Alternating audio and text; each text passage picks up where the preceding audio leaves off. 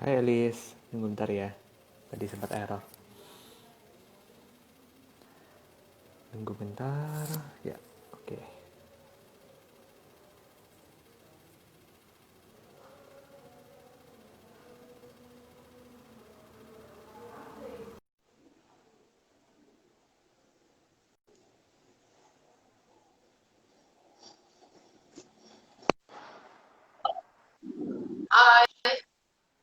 Halo, halo. Ya udah gini aja. Ntar dimasukin headset tambah error. Makin amburadul. Teknologi terlalu high-tech, bingung. Oke, oke. Ya, kita mulai aja ya. Kayaknya teman-teman udah kumpul. Jelas sekarang, Yuli? Jelas. Sekarang di sini Jelas ya? jelas sih. Ha, kalau suaraku jelas nggak? Jelas, jelas banget. Oke, Oke. nanti kalau ada apa-apa ngomong aja. Iya. Biasanya kadang gambarnya suka lemot, tapi suaranya oke. Gitu. Oh, oke. Oke. Ngerti, ngerti. Ya. Oke, Ya. selamat pagi teman-teman di sini. Kita akan mulai lagi IG Live. Hari ini temanya tentang Ayurveda. Jadi selamanya ini kan tentang meditasi ya. Sekarang kita mau ngobrol tentang makanan. Nah, bulan lalu sudah ada tentang Hong Shui. Nah, kita mau mengeksplor bagaimana meditasi sebenarnya berkaitan dengan aspek-aspek yang lain. Jadi kita mau tahu apakah makanan juga bisa berdampak sama batin. Nanti kita ngobrol-ngobrol sama Yuli. Yaitu Yuli ini di sini nama lengkapnya Yuli Irfanitan, founder dari Vedic Kitchen, yaitu lokasinya di Bali, di Kabupaten apa Badung ya, dekat Denpasar Badung, iya. Masian ya, benar ya. Ya. Jadi Bukan kalau pasar, itu. oh ya, apa itu namanya daerahnya? Umalas. Umalas, ya. Yes. Jadi itu dekat banyak restoran di sana, tempatnya tapi agak tersembunyi tapi nyaman banget karena tenang gitu ya. Nah, teman-teman kalau mau ke Bali bisa coba di Vedic Kitchen-nya Yuli gitu. Nah, ternyata Yuli ini juga training sama dengan saya kemarin. Jadi kita berdua ini training di Swasta Yoga, 200 jam yoga teacher waktu itu di Singapura. Nah, jadi Yuli ini komplit lah. Masakan bisa, olahraga bisa, yoga gitu kan. Pengalamannya udah luar biasa kalau di dunia spiritual India ya, Yuli. Kurang lebih seperti itu. Nah, kalau saya sendiri, saya selaku sebagai guru MBSR di sini dan juga fasilitator di Chan Indonesia. Nah, kali ini biasanya saya sebagai pembicara, kali ini bantu jadi moderator. Jadi ya kita ngobrol-ngobrol santai aja deh. Gitu. Oke, ya kita mulai aja. Nanti teman-teman sembari pada nyusul. Oke, mungkin Juli bisa ceritain dikit. Sebenarnya Ayurveda itu apa sih? Kok kalau aku bayangin itu taunya aku kayak di masyarakat itu taunya obat-obatan gitu kan. Nah, apa itu Ayurveda dan apa itu Ayurveda cooking? Gitu. Ya, ya, oke. Iya, Mm, ya, Hendrik. Emang Ayurveda orang taunya tuh pengobatan segala. Tapi sebenarnya kalau kamu baca-baca online kan selalu dibilang Ayurveda itu science of life. Cuman kalau saya pakai kata-kata saya sendiri, itu science of life yang mengerti tentang kehidupan secara totalitas, secara Oke. keseluruhan. Jadi bukan hanya obat-obatan, tapi ada kayak kalau dari sisi saya masak atau jadi prevention, pencegahan sebelum harus diobatin. Mm, oke. Cara hidup lifestyle semua Ayurveda, jadi itu semuanya dari lifestyle lah semua. Jadi cara hidup kita yang dari pagi, siang, sore, makan, olahraga, apa semua ada guidelines-nya, ada principles-nya kalau emang mau maintain kesehatan, mental health, emotional health, atau badan physical health terutama. Itu Hmm, Ayurveda. oke. Nah, apakah terus jadinya kita sehari-hari perlu makan yang sesuai disaranin Ayurveda atau gimana? Itu yang satu lagi yang orang selalu bilang, oh Ayurveda garis keras, A, B, C, D, E. Sebenarnya Ayurveda sendiri tuh kalau kita makin mendalami, ujung-ujungnya kayak bilang apa yang Hmm, kita sesuai sama kita. Apa yang tapi bukan desire ya, bukan kan orang kita kepingin hari ini kepengen makan junk food itu kan hanya oke. untuk entertainment. Tapi Ah, Ayurveda sendiri itu lebih kita yang ngerti tentang diri kita sendiri. Jadi kita yang hmm, harus mencari cara untuk diri kita. Nggak ada satu orang pun di dunia ini yang sama semuanya. Ada guidelines, ada prinsipal, jadi secara general ya ada. Cuman at the end of the day kita yang tahu diri sendiri. Hmm. Tuh. Berarti makanan Ayurveda ini bisa macam-macam berarti ya, nggak mesti Iya, masakan India gitu ya. enggak. Ayurveda itu bukan harus masakan India. Ayurveda bilang di mana kita tuh kita tinggal, kita makan daerah situ. Jadi sesuai sama apa itu pepatah bahasa Indonesia di mana bumi dipijak, langit dijunjung. Nah, Ayurveda tuh seperti itu. Jadi kalau kita misalnya kita lagi di Tibet atau di Himalaya, sayuran tuh nggak banyak loh. Jadi nggak bisa terlalu milih harus A, B, C, D, E. Seadanya yang di situ kita bikin it works, make it work for our Ah, needs, untuk ah, kebutuhan kita. Jadi kita harus menyesuaikan di mana kita lokasi kita di mana, waktunya kita makan, musim musim panas, musim dingin, musim apa makanannya itu harus sesuai. Dan tumbuhan apa yang lagi tumbuh. Kayak misalnya sekarang bentar lagi musim durian kan. Kenapa musim durian kemarin musim sekarang? Karena durian panas, sekarang adem. Sekarang kalau makan durian harus hati-hati. Jangan ah, dipaksa. Waktunya nggak ada, kita maksa mesti ada. Itu malah jadi ah, oke. konflik, jadi berantem sama keadaan badan. Itu. Ah, oke, oke. Ya, soalnya kesannya kan gini ya. Kadang itu kita kalau di Jakarta, di Bali mau makan masakan vegetarian atau vegan atau masakan India aja lah. Itu kayaknya mahal banget gitu ya. Tapi kalau dari cerita Yuli ini kan ternyata bahan-bahan lokal kan bisa ya. Yang sederhana gitu. Justru malah mungkin bagus ya. Karena sesuai dengan tanah kita sendiri. Benar, betul. Itu enggak, kita sebisa mungkin jangan makan makanan import, makan makanan yang Indonesia. Kita tuh spices di sini, kita herb, spices, rempah-rempah banyak sekali loh. Kita nggak usah import. Jadi makanan kita tuh sebenarnya makanan Indonesia asli pun, Indonesia asli yang 100-200 tahun yang lalu ya, bukan yang sekarang. Itu sebenarnya ada prinsip Ayurvedanya sih kalau dilihat-lihat, kalau dituin cara masaknya, apanya, itu semua sesuai sama prinsip Ayurveda. Terus Hmm. negara kita kan dulu dijajah mostly karena rempahnya kan yang diambil. Oh, oke. Iya, iya, iya, bener ya. Kita kaya Iya, banget kita rempah-rempah. aja. Mm.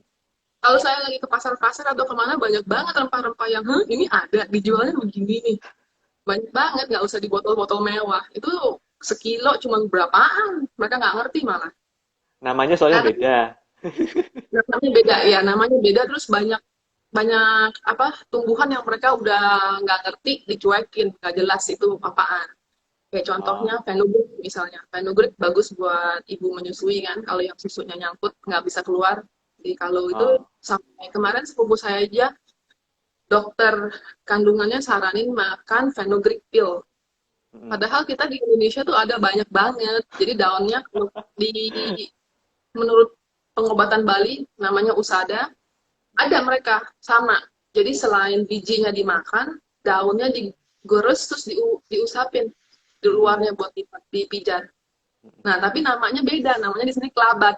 Padahal tumbuhnya sama. Dan orang-orang tuh nggak tahu. Kalau saya ngomong fenugreek, mati, nggak ada yang ngerti. Terus kalau ngomong ke pengobatan, ngomong, Bu, yang buat ini. Oh, kelabat. Terus dikasih tunjuk gambarnya. Baru, oh iya ini, gitu. Oh, Jadi ada iya, iya. perbedaan nama-nama dan nggak common dimakan orang, jadi orang nggak tahu. Sama kayak itu kan, moringa, kelor gitu kan. Kelor, kalau nunggu di pinggir jalan, kalau dia masak tinggal metik doang. Orang aja nggak tahu itu daun kelor. Iya, iya, iya. Nah, ini Banyak kan banget, anu kayak ya. daun kari. Mm, mm, Daun kari juga banyak yang tumbuh-tumbuh di pinggir jalan gitu kan. Pohonnya besar, mereka nggak tahu. mm. Kayak tulsi aja, tulsi di Indonesia tumbuh liar di mana-mana loh. Oh, Itu oke. tulsi ya. Kalau Iya, di iya, iya, pernah Ayurveda dengar. itu base Ayurveda itu tulsi. Heeh. Dipanggilnya Mother of Herbs. Di Indonesia tumbuh liar. Namanya apa di sini? That's how lucky we are actually. Di sini namanya apa? Kalau tulsi. Kenapa? Di sini Namanya apa? namanya eh, ada yang bilang kemangi apa, terus ada yang kemangi sesuatu saya lupa. Terus kemarin tukang kebun saya dari orang Jawa, orang tua kakek-kakek waktu saya nyari, waktu nyari pertama kali nanya-nanya orang nggak ada yang tahu ini apa gitu. Terus saya ketemu tukang kebun yang emang udah umur 70-an, saya kasih lihat gambarnya, oh apa gitu banyak, terus dia yang nyariin ketemu banyak ada, tapi lupa namanya. Bentar ya, tanya lagi. Siap, siap. Mm. Nah, kalau barusan kita dengar dari Yuli ini kan pengetahuannya banyak banget ya tentang Ayurvedik. Aku penasaran nih, belajar di mana sih Ayurvediknya ini? Belajar sama ada gurunya atau baca di buku-buku atau di mana? Gitu. Eh, Bisa hmm, diceritain. Kalau menurut saya, hidup saya tuh sangat-sangat beruntung ya. Semua serba nggak sengaja. Kayak waktu kita training di swasta Singapura aja, Hendrik, kalau nggak karena kamu juga, aku nggak tahu kan, ada itu. Oke, yes. Jadi ada Mhm. orang lain yang kasih tahu. Nah, kalau Ayurveda waktu itu karena saya mulai mendalami yoga waktu di Jakarta kan, setiap ke India selalu diajak ke klinik Ayurveda. Dokter Ayurveda saya di India, dia generasi ke-14. Mhm. Terus saya sering duduk ngobrol-ngobrol sama dia, dari situ pelan-pelan jadi saya belajar dari dia tanpa saya lah daftar sekolah atau apa. Jadi setiap kali saya ke India, pagi saya belajar masak, masak guru masak saya, siangnya saya ke klinik Ayurveda. Duduk di situ lihat dia suruh, dia bilang observe, terus diajarin yang massage-nya lah, macam-macam rempah rempah kombinasi rempah untuk pengobatan. Karena saya observing dia pas dia terima klien atau pasien. Nah, Dan oke. dari situ jadilah guru. Berarti Tanpa background-nya memang harus ada masalah kesehatan juga ya, Yuli. Terus merasakan awalnya manfaat, terus akhirnya belajar. awalnya waktu saya ke sana karena maintenance saja saya tulang punggungnya hampir skoliosis tapi belum skoliosis, Mhm. sering sakit pinggang. Jadi Oh, oke. karena itu ke chiropractor, dari chiropractor disarankan untuk yoga buat retain. Di situ saya ketemu yoga. Dari yoga pelan-pelan terus karena masih suka sakit, jadi kan pasti mencari solusi kan Hmm. ke dokter Ayurveda. Dari situ Oh, belajarlah lifestyle. oke, ya, ya, ya. Tapi Semua itu kan, serba ngasih nanti. tapi kan susah ya sebenarnya untuk meracik bumbu-bumbu dan sebagainya. Berarti pada waktu itu setelah belajar dipraktekin tiap hari kah, Yuli? Iya, sebenarnya Rutin. belajarnya bukan kayak belajar teori terus di-apply. Enggak. Jadi Hmm. itu kalau saya udah 10 tahun kan, 10 tahun jadi proses. Setiap hari-hari makannya kayak gini, terus baru sambil belajar, jadi berjalan berbarengan. Belajar sama keseharian. Enggak. Karena Ah, belajar, hari ini praktek. Enggak. ah, Tapi berkesinambungan sendiri. Terus cari-cari tahu sendiri, belajar juga. Banyak hmm. baca-baca buku. Ya, ya, ya, ya. Keren, keren. Nah, mungkin karena apa? Yuli kan sudah belajar banyak dan kebetulan di Bali ini kan Vedi Kitchen restoran vegan ya. Nah, kita pengen belajar juga nih. Ya, apakah sebagai manusia itu kita lebih baik makan makanan yang vegan, gitu kan, sesuai yang dijual di Vedi Kitchen, gitu kan? Atau menu-menunya Yuli biasanya, atau sebenarnya kita boleh makan daging gitu, atau gimana? Mungkin bisa diceritain. Ah, pertama, Vedic Kitchen bukan vegan, vegetarian. Kita masih ada susu. Masih ada Oh, susu, masih ada masih sebagian. ada panir. Panir tuh keju yang bikin sendiri. Hmm. Baik atau enggak, berpulang ke masing-masing orang ya. Saya ketemu orang yang vegan garis keras. Kerjaannya tiap hari marah-marah mulu, ngatain orang terus. Oke. Dia vegan tujuannya untuk tidak menyakiti binatang. Tapi karena dia vegan agak sedikit terlalu keras menurut saya, jadi Hmm. terlalu banyak amarah di dalam dan dia malah nyakitin manusia. Hmm. Itu kan ujung-ujungnya sama aja kan. Kalau kayak gitu, kalau kepingin, biasanya manusia karena, oh saya vegan, saya gini, saya dilihat kayak gini, saya harus, semakin diharus, semakin banyak surprise kan, banyak ditekan, tekan, tekan. Lama-lama dia nggak sadar, secara nggak sadar tuh dirinya tertekan, amarahnya jadi kemana-mana, yang dia sendiri tuh nggak sadar kalau dia marah. Gitu. Oke. Hmm. Jadi kayak gitu, apakah itu lebih baik jadi vegan tapi menyakiti manusia lain? Hmm. Atau emang kalau masih kepingin minum susu atau kepingin keju, makan aja. Tapi baik Hmm. terhadap sesama. Gitu. Oke. Jadi pertanyaannya kembali lagi ke diri sendiri. Kenapa mau jadi vegetarian atau jadi vegan? Tujuannya apa? Untuk secara moral atau itu iya sebaiknya jangan membunuh binatang hanya untuk konsumsi. Karena itu menyakiti. Hmm. Tapi ujung-ujungnya kalau nggak menyakiti binatang tapi menyakiti manusia, pilih sendiri aja ya, mau yang mana. Oke, oke. Nah, tapi Di kalau dari Ayurveda, segi gizi gimana? Yul? kalau dari Gizi, segi Ayurvedik gitu. Mas, sebenarnya tergantung kita gimana cara ngolahnya. Kamu kalau makan daging pun belum tentu gizinya baik. Dan kalau makan sayur pun belum tentu gizinya baik. Kalau sayurnya semua digoreng, deep fried, ya habis juga gizinya kan. Hmm. Tapi kalau lebih mudah dicerna yang mana, jauh lebih mudah dicerna yang tumbuh-tumbuhan. Semua dari protein. Tumbuhan itu lebih gampang dicerna, karbohidrat dari tumbuhan juga gampang dicerna dibanding daripada hewani. Hmm. Ayurveda kan selalu mengenai tentang gimana cara mencerna makanan. Ayurvedic cooking itu about gimana kita masak, dikasih makanan dan bumbu-bumbu supaya badan kita mudah untuk mencerna makanannya. Hmm. Oke, oke. Gitu.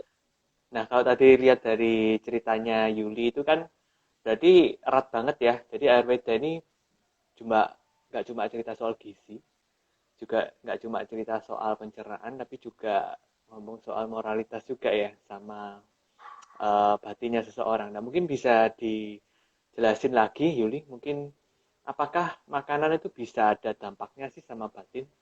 Misalnya kalau kita makan vegan itu efeknya apa? Gitu. Kalau kita makan daging efeknya apa? Apakah ada kaitan langsung gitu? Soalnya ya banyak orang sabar ya tetap makan daging gitu kan. Jadi ada yang orang vegan tapi pemarah gitu kan. Sebenarnya efek nggak sih? Soalnya di masyarakat itu kan banyak omongan kalau wah kamu vegan ya, berarti sudah lebih sabar dan sebagainya. Itu gimana kira-kira? Apakah memang bisa terjadi seperti itu atau kenapa bisa terjadi yang sebaliknya gitu? Sama ini kan banyak Uh, kasus nih. kamu tahu kan Dalai Lama itu nggak vegetarian. Dalai Lama tuh Yes, makan binatang. yes. Sebenarnya ada hubungan, bukan sebenarnya, ada hubungannya. Kayak orang bilang, you are what you eat. Tergantung badan kita bisa cernanya atau enggak. Pertama kan, badan yang cerna makanan tuh badan, fisikal. Kedua, yang mencerna makanan tuh emosional.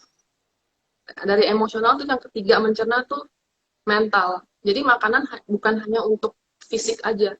Pasti jatuhnya ke emosional dan mental. Maksud saya, misalnya kamu makan daging yang udah nggak fresh, kita contoh kayak junk food atau fast food. Itu kan makanan gede banget kalorinya, tapi gizinya hampir nol. Jadi badan kamu kerja capek buat ngolah, tapi nggak dapat asupan gizi. Jadi organ-organnya bekerja lebih capek, lebih banyak, lebih berat. Karena itu kan udah capek. Kalau udah capek kita ada tendensi untuk kayak cranky kan, kayak nggak enak ya moodnya, gini ya gitu ya. Iya, Itu iya. biasanya badan ngasih signal, ada sesuatu yang salah loh oleh badanmu ini, gitu. Jadi ada banget hubungannya. Nah, kalau kamu makan makanan yang gizi, padat gizi di makanan, biar kata kalorinya nggak gitu banyak, cuman itu gizi semua, organ kerjanya nggak gitu banyak, asupan gizinya seimbang, badannya kayak santai. Begitu badan santai, nggak capek, kan nggak moodnya nggak amburadul. Mood nggak amburadul Oh, kan makin tenang. jadi effortless Gitu. gitu ya. Kita lebih Iya, benar. energinya tersimpan. Nah, ini ada Iya. pertanyaan dari Kurniadi nih. Kalau makan yang ada di sekitar kita tuh cuma adanya junk food doang. Jadi Adanya gimana? apa? Junk food, Adanya junk food. junk food. Nggak Ajar mungkin. aja. Nggak mungkin. Nggak mungkin ya. Nggak mungkin. Kasih tahu satu tempat yang isinya junk food doang. Di Vegas pun kayaknya masih ada pilihan lain selain junk food deh. Oke, ya, ya. Jadi kalau pas misalnya hari apa kita jalan-jalan kemana, nggak apa-apa lah sesekali ya. Cuma kayaknya nggak mungkin kalau di Sekali-kali negara nggak kita, apa-apa. hmm, negara kita Iya, banyak option ya. banget. Kayaknya susah kelaparan ya kalau untuk di Indonesia. Asal kita jangan rese aja. Oke, oke. Orang Tapi kita sekarang, lempar di buku kok. hmm, tapi apakah Ayurveda nggak bisa dibikin junk food ya? Katanya aja udah junk food. Oke. Makanannya udah sampah. Katanya aja udah nggak bagus buat mendescribe junk food gitu loh. Oh, oke. Junk Jang food sampah ya. iya, terlalu banyak udah diproses, udah beneran kayak ya udah sampah, itu udah sisa-sisaan. Dagingnya pun bukan daging beneran, mungkin tuh daging entah apalah yang sisaan dari mana digiling dikasih banyak chemical biar empuk. Itu udah sampah, Oke. namanya itu udah sampah. Kenapa orang anu ya tapi ya, jadi kayak panggilan ya. Berarti kan itu julukan tipe makanannya kan jelek gitu berarti maknanya ya. Tapi orang tetap Itu mau ya. Nobody cares. manusia tuh bukan hanya untuk karena lapar loh, manusia makan banyak yang karena desire. Hmm. Jadi sebenarnya nggak perlu, tapi karena pingin ada mungkin ada sesuatu yang kosong atau ada sesuatu yang apa fulfill dipenuhi dengan makanan. Junk food Hmm. biasanya orang suka karena dari lidah rasa, Rasanya karena kuat ya. rasanya enak. Tapi kan nggak enak di badan. Yang enak di lidah belum tentu enak di badan sebenarnya. Hmm. Tapi kemarin makan di Vedi Kitchen sehat tapi enak tuh. Yuli. Terima kasih. Nah, itu Makanan tipsnya gimana kok bisa sehat tapi enak? Saya aja sampai dari nambah-nambah. rempahnya harus seimbang, itu satu. Mhm. Seimbang pakai rempah-rempah dan rasa. Di Ayurveda ada 6 rasa. Kalau semua rasanya terpenuhi dalam satu makanan, itu makanan biasanya rasanya jadi enak. Mhm. Oh, oke. Ini ada yang tanya juga nih. Kalau goreng pakai fryer apa bagus? Lebih mending daripada goreng biasa. Tapi sebisa Oh. mungkin nggak usah makan goreng-gorengan. Tapi karena kita orang Indonesia sukanya goreng-gorengan, kalau kita malah nggak makan, biasanya kan again kayak kembali tadi saya bilang surprising kan, surprising feeling. Itu lebih nggak enak. Jadi ya udah pakai aja. Ah, oke, oke. Jadi Di end of baiknya the kalau day yang jeleknya karena fatnya dari biasa jadi trans fat kan, karena digoreng karena proses kimia yang panas itu yang ngerusak sebenarnya. hmm, oke. Ya ini dari Faikah. Kalau Yuli yang masak pasti enak. Udah Terima sering kasih nih Pak, makan nih. teman Ya. lama di Jakarta. Mm-mm. Halo, halo ya. Nice to see you again. Oke, mungkin ini juga ada kaitannya sama ini ya. Belakangan ini kok aku sering ketemu orang gini. Orang ini eh, ngomong kalau misalnya pakai microwave itu misalnya kurang bagus atau pakai apa rice cooker itu kurang bagus. Apakah alat-alat masak kita itu berpengaruh sih sama kualitas masakannya atau kesehatan kita sebenarnya kalau dari segi Ayurvedik atau harus pakai bahan tertentu gitu di alat-alat masak kita gitu. Gimana? Iya, alat masak ngefek banget. Mm-mm. Kayak misalnya kita masak pakai panci aluminium. Jadi kan pasti ada metal aluminiumnya yang masuk ke dalam makanan kita kan. Mm-mm. Nah, itu bikin badan jadi lemah. Lemah, capek karena ada aluminiumnya.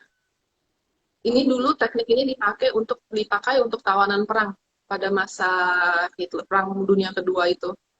Semua Oh, tahanan perang tuh dimasak oleh panci-panci alat-alat masak aluminium biar oh, mereka lebih lemah kan kalau lemah lebih gampang dikontrol. hmm, Terus kenapa traditional cooking pakainya tanah tanah liat kayak nenek-nenek zaman dulu kan kayak masak gudeg oh, tuh semua ya, ya, ya, pakai ya, ya. tanah. Banyak mineral dari tanah yang masuk ke makanan. Itu jadi badan kita asupan mineralnya dari vesselnya yang kita pakai. Hmm. Kalau untuk microwave sendiri, saya rasa itu ngerusak. Soalnya sistem microwave kan dia memanaskan H2O air. Airnya atomik molekulnya digoyang banget sampai dia kan produce heat. Begitu chemical, oh saya jadi going to detail sedikit ya. Iya, iya, iya. Begitu masih bergerak, kan energinya banyak. Jadi biasa merusak. Kalau terlalu tinggi terhadap molekul lain dari misalnya nutrients, vitamin-vitamin dari pohon atau tumbuhan, itu kan mereka lebih halus. Jadi ini begitu yang getaran molekul air yang lebih keras bisa menghancurkan vitamin yang halus Hmm. dari vitamin-vitamin tumbuhan yang bermanfaat ini. Jadi dari Hmm. situ cuma panas karena pergerakan atau molekulnya ini dia bergerak panas, dia panas makanannya cuma gizinya berkurang Hmm. gitu. Tapi Berarti nggak kalau kita mau sembuh. praktis susah ya. Susah. Dilihat. Kalau praktis makan tuh, kalau mau praktis makan masak satu kali, habis makan udah nggak usah ngemil. Oke. Kan nggak usah panas-panasin lagi kan, habis masak kelar masak, tunggu sebentar, terus makan Ya. selesai, cuci udah beres, nggak usah nyuci 2 kali. Oke, oke. Berarti ternyata kita juga diajarin kualitas kesabaran ya, bahwa masak itu perlu sabar, perlu telaten, jangan buru-buru gitu ya. Kalau buru-buru ya nanti pakainya alat-alat kayak gitu mungkin ya. Itu makanan, kita makan itu kan energi utama untuk kita kan. Itu kayak bensinnya manusia. Kalau itunya aja kita udah nggak ada waktu dalam sehari, kebayang nggak kualitas hidupnya kamu? Hmm.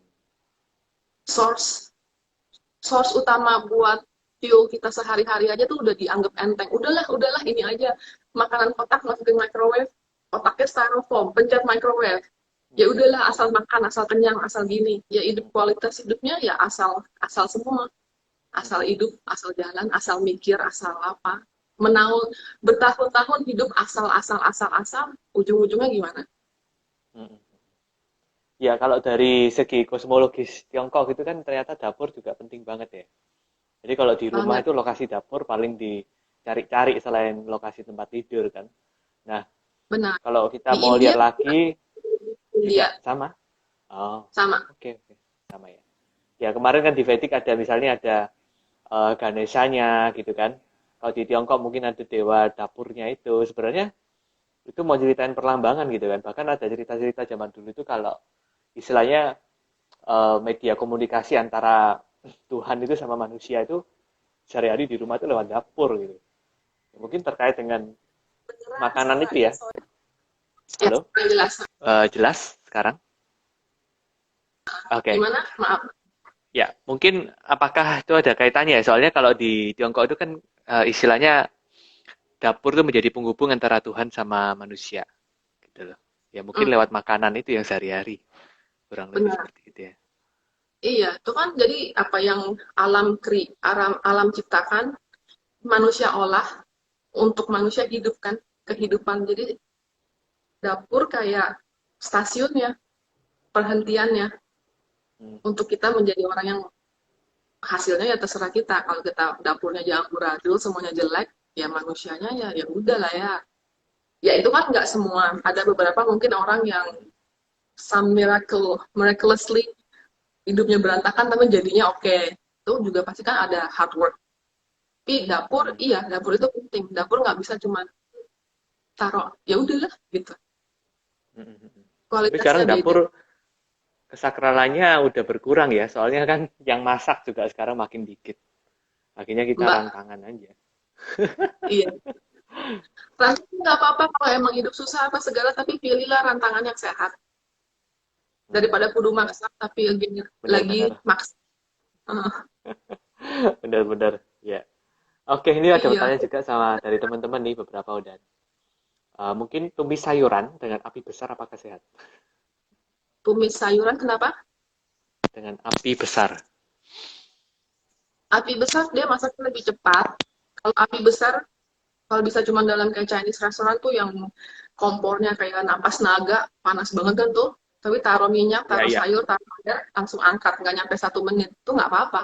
Jadi dia bentuknya masih nggak terlalu hancur. Api Oh, kecil oke. cuma masaknya berjam-jam, habis. Hmm. Jadi kita mesti mindful sama durasinya ya. Kalau Benar. kita mau pakai api besar. Oke. Mm-mm. Jangan api besar sampai kebakar, Oke. sampai gosong ya udah jelek. Ya, ya. Thank you. Nah, ini dari Rini tadi sekarang dari Veronica. Sekarang sedang tren superfood seperti almond, flaxseed. Kalau diolah ala Ayurvedik bisa atau harus diganti kacang lokal ya. Tetapi saya dengar kacang tanah mengandung lemak jenuh. Lah, maksudnya sekarang kan kita banyak ngomong superfood kalau bahan-bahan yang biasa-biasa aja itu mungkin bahayanya ini itu gitu. Nah, menurut Mm-mm. Yuli gimana? Secara Ayurveda. Almond, sekarang permasalahan pakai almond orang overkonsumsi. Kebanyakan makan almond. Menurut Ayurveda, makan almond tuh sehari 5 butir. Wah, Paling dikit banyak. banget. Iya. Nggak jadi apa-apa Karena itu, dia nggak jadi susu. kebayang kalau minum susu tuh sebenarnya susu almond nggak gitu bagus, panas, terlalu panas, ginjal capek. Berat itu almond buat dicerna. Oh, oke. Mm-mm. Terus kan kayak susu-susu almond kebanyakan mereka sekarang dibuatnya dikasih proses lebih kan, ditambahin bakteria buat makan first layers of proteinnya biar mereka nggak terlalu ada berlendir. Kalau yang pernah bikin susu kacang sendiri kan tahu tuh pasti ada yang berlendir-lendir dikit kalau itu. Nah itu dikasih additional proses sebelumnya biar lendirnya hilang. Dan itu kebanyakan, sebenarnya itu kebanyakan banget sih makan almond sekarang. Hmm. Jadi lemak jenuhnya juga banyak banget kalau minum susu almond sebenarnya. Kacang Kalau juga flaxseed sama. gimana? Kacang sama. Flaxseed Oh. nggak apa-apa, itu kan biji-bijian. Cuman juga Hmm. jangan overkonsumsi untuk berlebihan ya. Apapun yang berlebihan nggak bagus aja ujungnya. Semua Hmm. harus dalam moderasi, jalan tengah. Kalau udah ajarannya kan the middle Iya, way. iya. Bagi Ayurveda ya, harus seimbang rasanya. Jadi nggak Nah, jarang ada yang miss, gitu kan. saya pernah ketemu satu klien yang ginjalnya stop berfungsi karena kebanyakan makan kacang. Uh, Dia ngikutin pola hidup yang raw food. Kalau lapar makannya uh, mentah, semuanya mentah, banyak makan kacang-kacangan kayak bikin dessert aja, vegan raw food itu. Apa namanya, bikin dessert kan semua bawahnya kerasnya tuh dari kacang ditumbuk gitu. Semua kelebihan makan kacang lah intinya. Terus sampai to the point ginjalnya setelah menahun ginjalnya stop functioning. hmm. Ya mungkin itu bagi mereka yang vegan mungkin ya, Yuli ya. Kalau gitu proteinnya dapat dari mana ya? Biasanya orang kan taunya Oh, cuma dari kacang-kacangan, gitu. lentils, dari lentil kayak Oh kacang beda juga hijau ya. Oh beda. boleh kalau Beda itu. lebih lembut, nggak terlalu harsh dibanding almond atau cashew. Bukan saya bilang mereka jelek ya, mereka bagus, cuman dalam moderation 5 per hari. Dikit banget kan, cuma 5 per hari. Oke, oke. Gitu. Ya, itu kenapa ya Yuli? Apakah fenomena yang terjadi sekarang itu memang eh, orang-orang itu hanya menjual demi keuntungan, ataukah memang mereka sebenarnya nggak tahu sebenarnya ya memang ada efek buruknya atau gimana? Kan padahal Kombinasi menurut kedua, kombinasi keduanya. iya kan balik lagi ke basic humans kan. Kalau mereka bilang, oh ini bagus, ini buat naikin immune system, terus dimakan. Nggak mikirin, pasti ada pro dan kontranya dalam sesuatu tuh. Hmm. Dalam hidup ini kan kamu makan obat pun ada dosisnya kan, kebanyakan juga nggak bagus. Sama dengan fenomena superfood, oh lagi laku, ya yang jual kan namanya juga orang jualan aja mumpung laku ya jual aja terus. Mana mungkin sih? Ya terserah, jelek bagusnya kan sendiri yang kita kita yang mesti tahu, dia yang mesti tahu. Jadi saya kan oportunis, mumpung ada kesempatan saya jual. Oke. Ya nggak peduli lah mau ada mau jelek mau bagusnya. Ini bagus loh, ini bagus loh. Dan yang kedua, yang sisi satunya banyak orang milih untuk look at the other way. Hmm. Ngerti nggak maksudnya? Jadi kan pasti sesuatu tuh pasti ada impact-nya kan, pasti ada sisi lainnya dan mereka sengaja untuk tidak melihat. Ya udahlah nanti aja, ya udahlah nanti aja lihatnya. Oh, ya udah biarin aja. Ini sekarang gini dulu. Ini kata orang-orang bagus loh, kata ini bagus loh. Banyak bro science. My bro Oke. said gitu. Dan mereka terlalu informasi kan sekarang gampang sekali. Tapi mereka Hmm. tuh males untuk melihat, Hmm. untuk Ya, mencari ya. tahu. Karena katanya bagus. Hmm. Berarti kita Orang mesti jualan mindful ya sama informasi yang kita dapat. iya, ujung-ujungnya balik lagi ke mindful. Oke, jadi itu mindful lah, segampang itu ya. Kayaknya sadarnya harus holistik. Semua yang ada di kehidupan kita termasuk soal makanan yang kita sepelekan gitu kan. Mm-mm. Jadi nggak cuma disadari makannya, tapi sumbernya juga disadari. Gitu ya. Being mindful tuh gampang-gampang susah sih. Ujung-ujungnya mau nggak hidup mindful atau enggak? Atau males? Ya, ya. Kalau di Buddhis itu meditasi namanya apa? 5 halangan. Salah satunya apa? Males. Males, iya. Yes, Di itu Ayurveda halang. itu biasanya ada sebabnya. Tipe badannya tipe badan tanah. Mereka Hmm. tendensinya emang lebih males tendensinya. Tapi bukan Oke. berarti oh, karena saya badannya tanah jadi saya harus males. Enggak ya. Itu enggak kayak gitu. Oke, oke. Ya mungkin bisa diceritain dikit Yuli tentang tipe badan dan makanannya. Hmm, mungkin bisa Tipe badan di diceritain. Ayurveda secara garis besar ada 3. Hmm. Yang pertama tipe udara angin. Badannya tuh biasanya lebih dingin. Kalau dari Chinese, Tiongkok itu lebih dingin. Tipe badan banyak yin-nya. Makannya lebih baik Aku yang tuh. hangat-hangat. Ya, itu kamu. Tapi akhir-akhir ini kamu juga ke api, Hendrik, kelihatannya. Oh gitu ya. Oke, Kalau jadi aku adjust. udah setahun nggak ketemu. Oke, yes, yes. Terus gimana, gimana? Nah, terus yang itu yang tipe angin secara garis besar makan harus agak yang anget-anget banyak. Terus makan rempah juga rempah yang menghangatkan kayak jahe, cinnamon, lada hitam gitu. Hmm, Kalau ke tipe kedua tipe api, orangnya panas badannya, gampang keringetan, biasanya banyak kayak jerawatan karena badannya panas. Kalau itu jangan makan yang panas-panas, jangan makan cabai. Kalau bisa kurangin makan yang terlalu pedas. Yang ketiga tipe tanah. Tipe tanah tuh kalau makan jangan yang terlalu berat. Berat maksudnya seperti oke. daging atau tepung-tepungan tuh berat buat badan. Makannya lebih yang ringan dan porsinya lebih sedikit. Kurang lebih gitu tiga tipe. Hmm, Udara, api, tanah. oke. Ya mungkin itu, mungkin ini generalisasi ya. Cuma mungkin kalau kita lihat memang orang yang badannya berat, besar gitu ya. Kan mereka memang Mm. dietnya mungkin nggak makan daging salah satunya dan ternyata emang efektif gitu ya.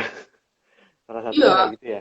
tapi jangan makan karbohidrat kebanyakan ya. Biasanya kalau orang yang pertama-tama jadi vegetarian, kan kalau makan daging perutnya kenyang banget tuh, kayak penuh, penuh.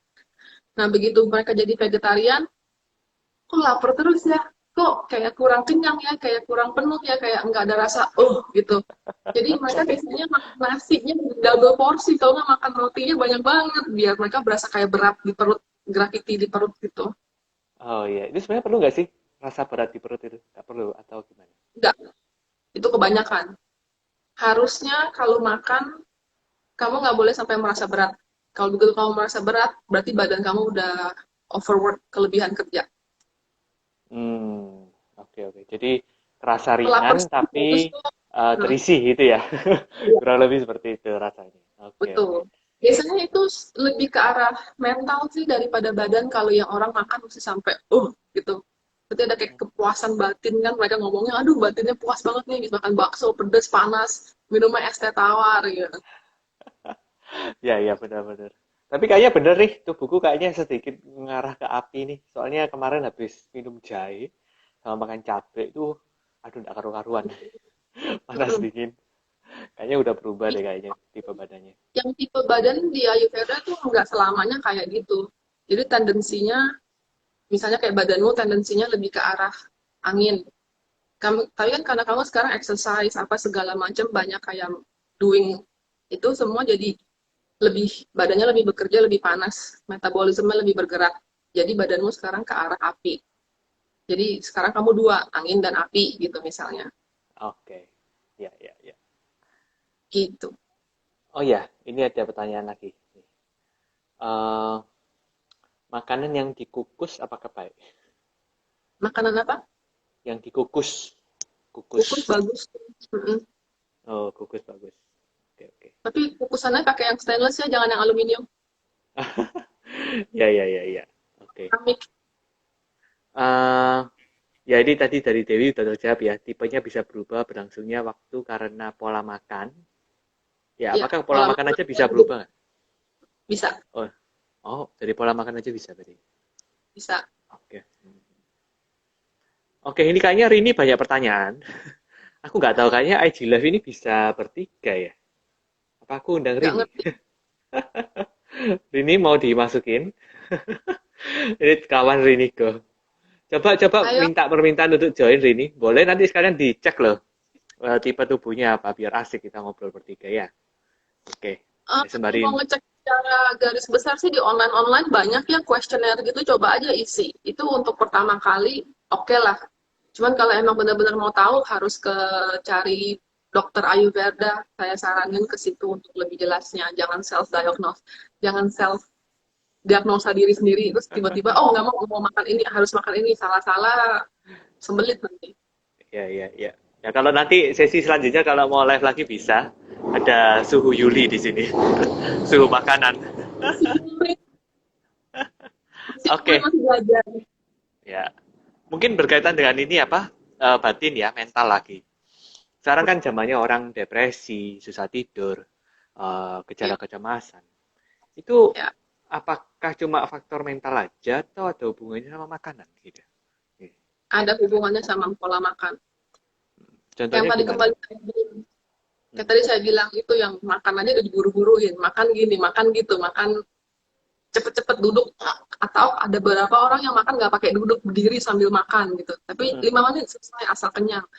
Hidupnya itu kayak tadi saya bilang asal-asal, asal makan, asal ini. Itu kan kalau kita lagi makan, kita kalau dari yoga apa kita lagi buka samanu, samana tuh kita ngisi energi. Kita lagi ngisi energi cuman diburu-buruin. Berarti kan energinya biasanya nggak jelas tuh. Hmm. Energinya nih bener apa enggak, gizinya salah apa enggak, apa. Karena gitu badan diforsir kerja keras, capek, balik-baliknya ke sini, ujung-ujungnya ke mental. Jadi tadi balik lagi yang kita omongin di awal, Hendrik, itu tergantung dari cara makannya, apa semua gitu. Kalau Itu gizi gitu banget, ngefek nggak sih? Apa mungkin gizi banget, tertentu ngefek ke brain gitu misalnya, ngefek ke otak gitu, banget, gizi otak. banget, banget, banget, Hmm. banget. Kurang vitamin jadi biasanya males.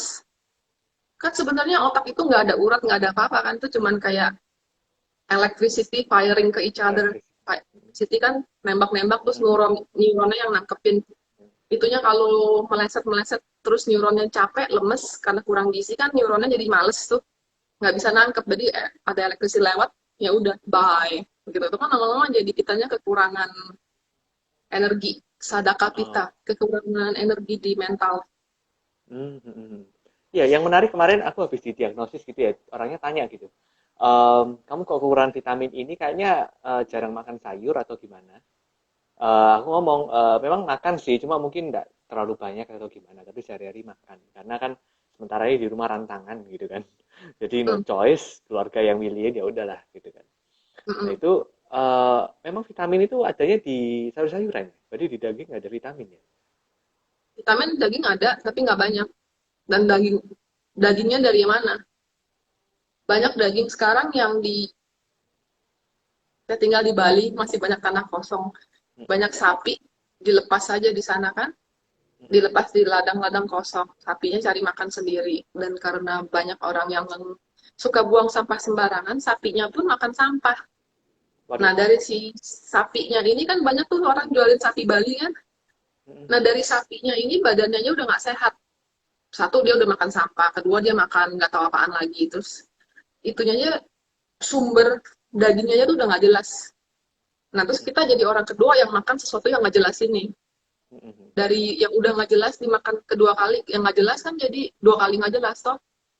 Nah, kecuali kalau kayak sapi-sapi misalnya zaman dulu yang hidupnya masih di padang rumput indah, mereka jalan-jalan happy, makannya rumput doang. Kan kualitas dagingnya juga beda. iya, iya, iya. Bahagia Sapi dulu hidupnya. sapi Kobe sama sapi sapi seadanya kan beda Oh, yes, yes, yes. gitu. Mm. Ah, Nah, oke, kalau dari oke. kita kualitas dapat daging yang emang sapinya hidupnya happy, cari makan sendiri normal, itu lebih banyak gizinya daripada sapi yang seadanya. Apalagi peternakan kan, Mm-mm, sapi-sapi binatang peternakan kan makannya kayak nggak jelas gitu, apa dicampurin. Kayak mis mm. dulu, yang mad cow disease, sapi gila, inget nggak? Ya, ya. Ternyata setelah ditelusurin kan itu penyakitnya disebabkan oleh tulang belulang sisa sapi diolah balik, dicampurin macam-macam, terus dikasih makan ke sapi. Jadi sapi harusnya herbivora dibuat jadi kanibal. Setelah Aduh, beberapa generasi, oke. sapi gila.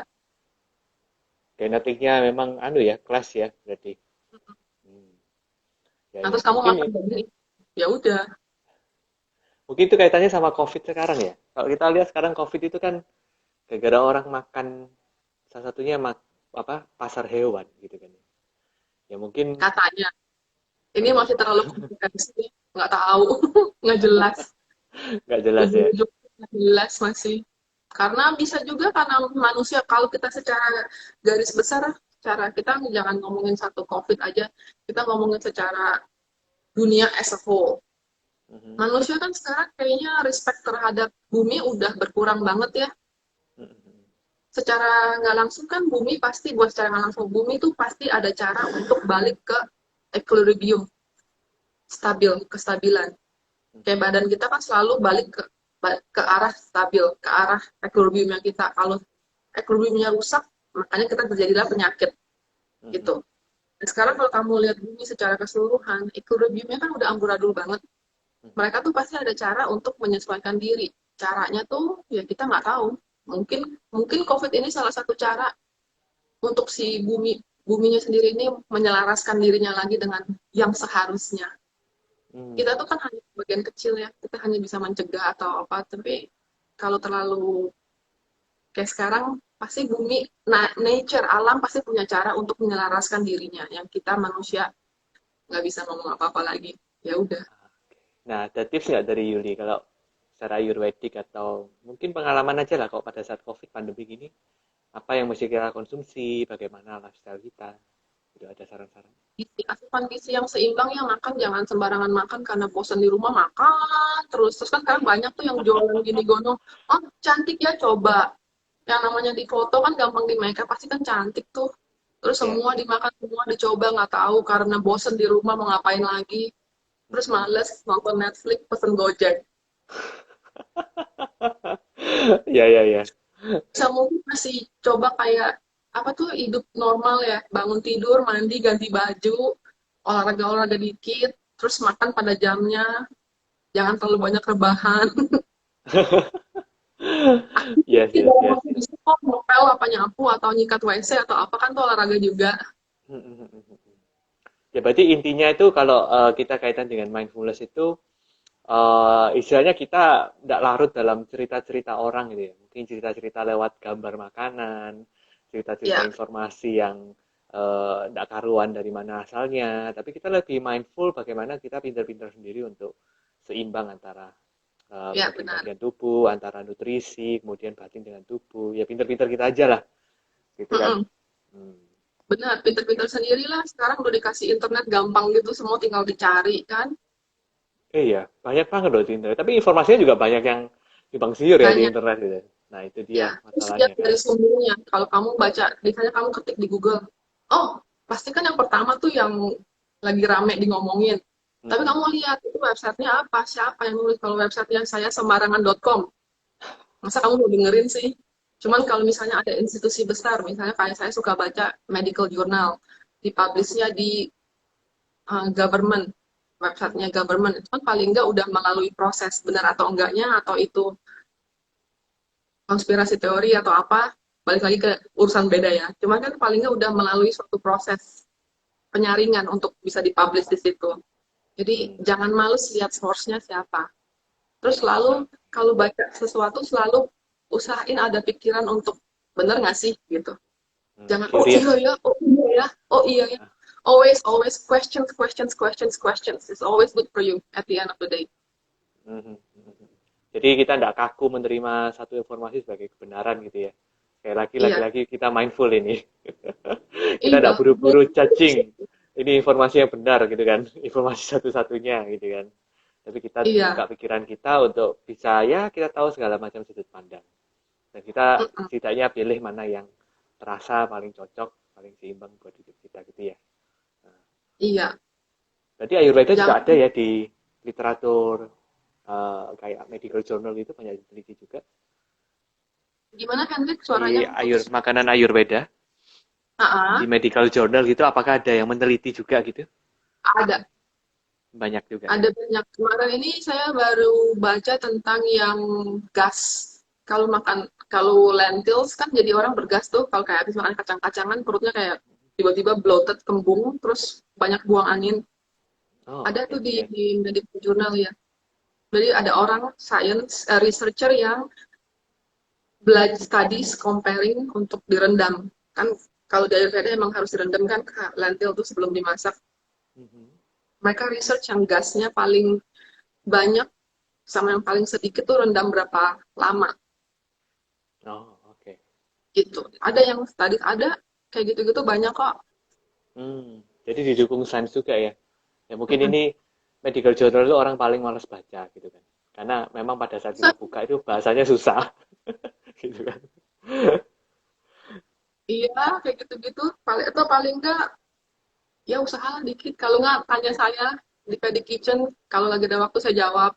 Kadang saya juga Ya. sebisa mungkin tulis sedikit di Pedi Kitchen buat informasi kayak gini-gini. Hmm. Ya, ya. Ya mungkin ini orang yang ada dua orang yang tanya ini masih curious gitu ya. Mm. Gimana cara tahu tipe tubuhnya? Mungkin apakah harus ke dokter? Di sini dokter Ayurveda kan juga nggak ada. Apakah cuma kuesioner gitu? Kalau kuesioner biasanya tepat nggak gitu? Atau gimana? Iya, nggak ada yang namanya 100% tepat ya. Tapi kurang lebih lah, secara garis besar kurang lebih hampir benar. Oh, jadi kuesioner cukup ya? Lumayan.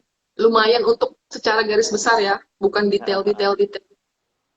Kalau oke, bisa kamu carinya kuesionernya jangan yang cuma 10 pertanyaan. Ada tuh yang website cuma 10 pertanyaan udah dikasih tahu nih kamu tipenya ini gitu.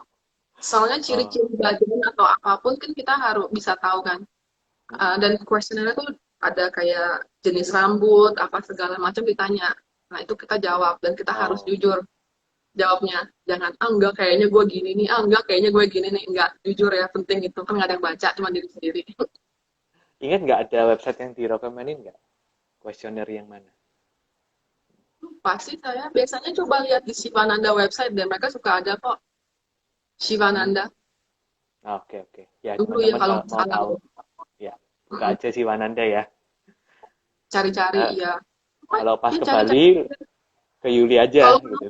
kalau emang rajin, coba aja 20 kuesioner, terus lihat hasilnya gimana. Oh, Kuesioner perbandingan. bandingin sendiri. Oke, oke. Tapi kalau misalnya mau tanya-tanya langsung, mungkin lebih seneng ngobrol bisa ke Weti Kitchen ya, sekalian makan di sana. Silahkan, kita buka Oke. tiap hari kecuali Sabtu. Nah, mungkin ini kan sekarang Yuli udah ketemu banyak orang ya.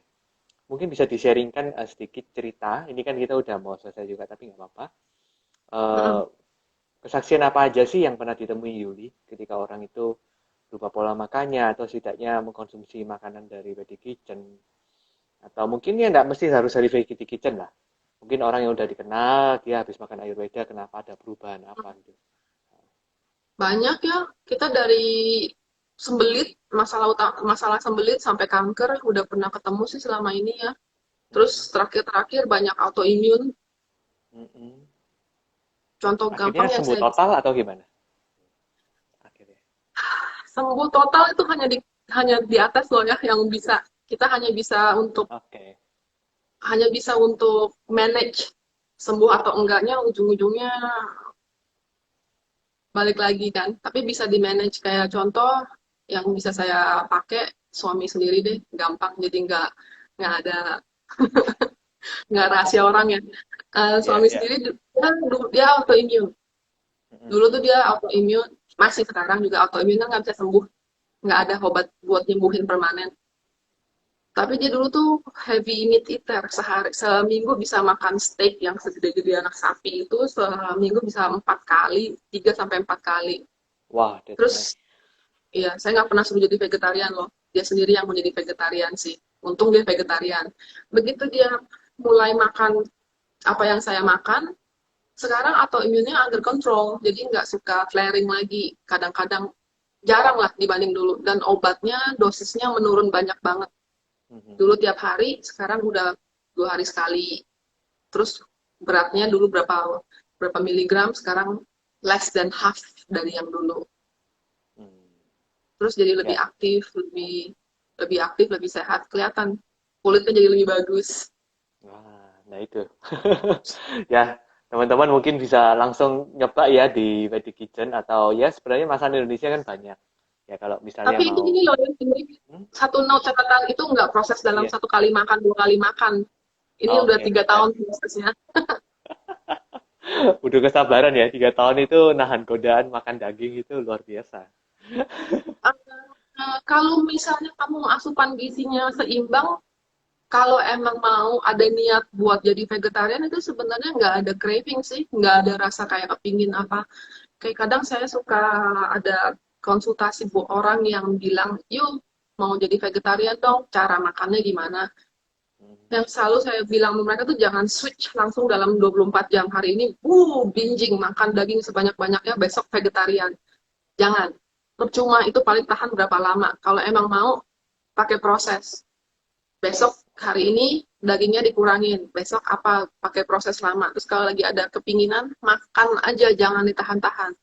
pas lagi makan mikir, oh iya nih lagi makan daging, jangan aduh gue dosa nih makan daging lagi, nggak usah, makan aja, pakai proses. Jadi proses untuk switch vegetarian itu bisa kayak saya sendiri untuk jadi full vegetarian prosesnya sekitar 2 tahun ya, Mm-mm. dan itu juga nggak sengaja sih, tapi ujung-ujungnya jadi vegetarian. Hmm. Iya, iya, iya. Lama-lama indera penciuman kita berubah kok, begitu nyium bau daging baunya beda, udah nggak yang dulu kan nyiumnya wah enak banget nih daging panggang pakai sapi lada hitam wanginya wow, tapi sekarang kalau saya nyium baunya kok aneh gitu. Ah, oke, ya, ya. Ya, mungkin ini kita udah habis waktunya. Jadi kalau Oke. mau lanjutnya lebih lanjut, mungkin kita bisa susul di lain waktu. Tapi mungkin kalau bisa aku sarikan gitu kan ya. Sebenarnya Mm-mm. kita bisa belajar banyak hidup sadar lewat makanan gitu kan. Mulai dari cara memproses, mengetahui sumbernya dari mana, mengetahui gizinya. Kemudian kita juga tahu bagaimana cara mengubah pola makan kita. Mulai tadi perlahan-lahan, tidak buru-buru atau sebagainya gitu kan. Nah ini mungkin banyak pelajaran bagi kita gitu kan. Kadang sekarang Iya kita itu benar. maunya semuanya bisa berubah apa sacet-caknyet gitu ya. Kalau orang Jawa bilang gitu kan. Coba bisa berubah seketika. Terus kemudian eh, makanan pun kita tidak peduli sumbernya dari mana, pokoknya murah dan ya ada di sana, pokoknya gampang, semuanya bisa cepat dan sebagainya. Dan kita kalau Iya. kita mau mindful ya kita harus menginvest waktu lebih memang, tapi hasilnya tentu akan pasti membawa kebaikan lah pada hidup kita. Gitu. Iya. Intinya seperti itu. Oke, thank you Yuli udah menyempatkan hadir. Mungkin ya beberapa bulan lagi kalau kita misalnya ada bikin acara IC Live lagi kita undang. Mungkin ada orang-orang yang nanti mau konsultasi langsung. Kemarin dibuat kayak gitu lebih hidup biasanya IC Live-nya. Iya. Ya, Terima oke. kasih Hendrik udah ajak Thank saya you untuk berbagi. Yuli. Yes. Have a nice day. Thank Yuk, you. happy Sunday semua. Bye. Yuk. Nanti disimpan di IG sini ya, di Chan Indonesia. Oke. Thank you, Makasih bye-bye. semua atas waktunya di minggu pagi. Thank you semua. Bye. Bye.